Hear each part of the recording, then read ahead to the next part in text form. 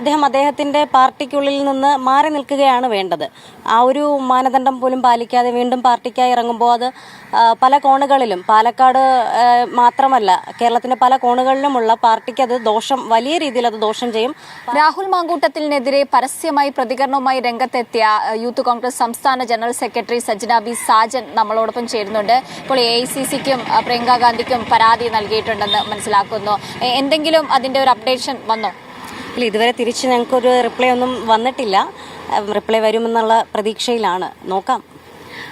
എങ്ങനെയാണ് ഇത്തരത്തിൽ ഇത് പബ്ലിക്കായിട്ട് തന്നെ പ്രതികരിക്കണം എന്ന ഒരു ഘട്ടത്തിലെത്തിയത്? കുറച്ചധികം നാളുകളായിട്ട് നമ്മൾ പത്രമാധ്യമങ്ങളിലൂടെ രാഹുൽ മാങ്കൂട്ടത്തിൻ്റെ വിഷയം ചർച്ച ചെയ്യപ്പെടുന്നുണ്ട്. അതൊന്ന് ശമിച്ചു വരികയായിരുന്നു. തെരഞ്ഞെടുപ്പിൻ്റെ സമയത്ത് വീണ്ടും ഒരു വോയിസ് റെക്കോർഡ് പുറത്തു വന്നുകൊണ്ട് തെരഞ്ഞെടുപ്പിൻ്റെ സമയത്ത് ഇത്രയും ഒരു പ്രതിസന്ധിയിൽ പാർട്ടി എത്തിക്കുന്ന ഒരു സാഹചര്യം ഉണ്ടായതുകൊണ്ടാണ് ഇപ്പോൾ പരസ്യമായ ഒരു പ്രതികരണത്തിന് ഇറങ്ങേണ്ടി വന്നത്. പോരാത്തതിന് അദ്ദേഹം ഒരു അച്ചടക്ക നടപടി നേരിടുന്ന ഒരാൾ എന്നുള്ള രീതിയിൽ അദ്ദേഹത്തിൻ്റെ പാർട്ടിക്കുള്ളിൽ നിന്ന് മാറി നിൽക്കുകയാണ് വേണ്ടത്. ആ ഒരു മാനദണ്ഡം പോലും പാലിക്കാതെ വീണ്ടും പാർട്ടിക്കായി ഇറങ്ങുമ്പോൾ അത് പല കോണുകളിലും, പാലക്കാട് മാത്രമല്ല കേരളത്തിൻ്റെ പല കോണുകളിലുമുള്ള പാർട്ടിക്ക് അത് വലിയ രീതിയിൽ അത് ദോഷം ചെയ്യും.